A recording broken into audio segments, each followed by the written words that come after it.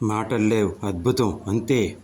అమాయకమైన కల్మషం లేని మనస్సుతో, భక్తి పారవస్యంతో, తన్మయత్వంతో చిన్న పాప చేసిన భగవంతుని ప్రార్థన. శరీరం సురూపం తథా వా కలత్రం యశశ్చారు చిత్రం ధనం మేరుతుల్యం మనశ్చేన లగ్నం గురోరంఘ్రి పత్నే తతః కిం తతః కిం తతః కిం తతః కిం.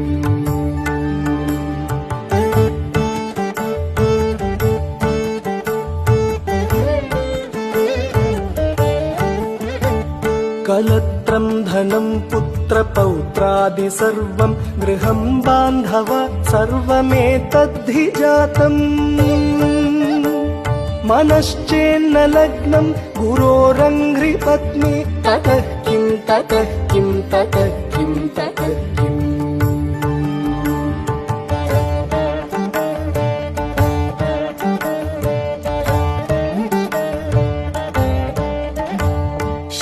షడంగాదివేదో ముఖే శాస్త్రవిద్యా కవిత్వాదిగద్యం సుపద్యం కరోతి